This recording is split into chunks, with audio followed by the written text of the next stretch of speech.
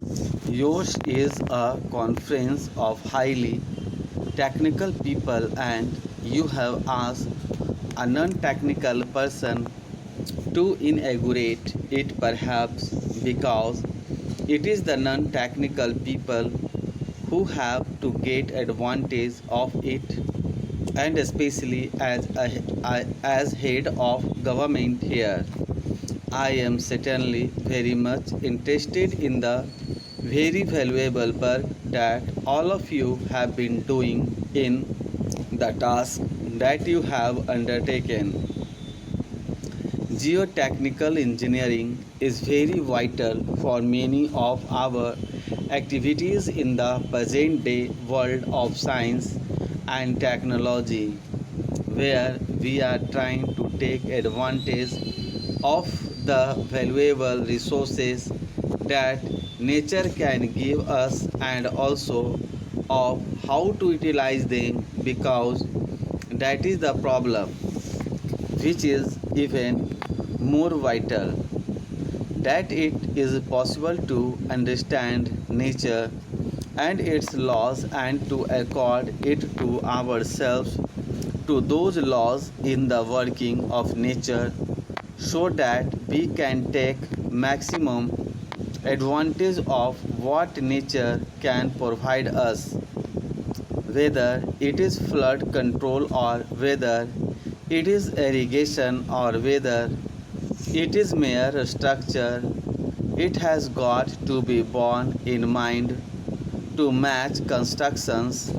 or now as we are looking into the sea beds and trying to take advantage of the inexhaustible wealth that is supposed to lie therein. This knowledge and skill with which you have endowed yourselves are very vital if you have to make the profitable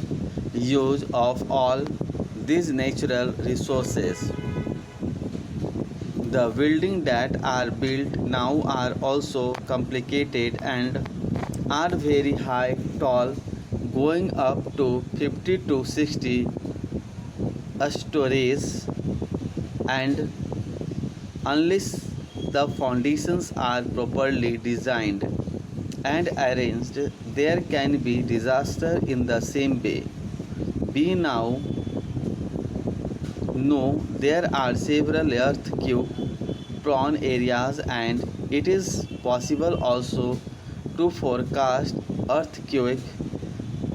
though we have not yet been able to get adequate knowledge to free ourselves completely.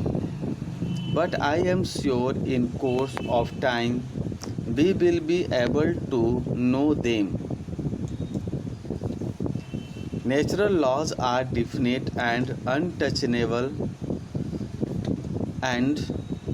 if they are known, you can certainly see that those laws do not act against us, but we can so behave ourselves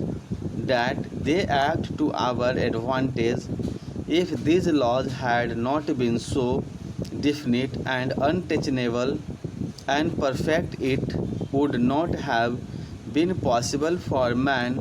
to know some of these things and go to the moon. What we have acquired today is a very small part of the total knowledge of the universe.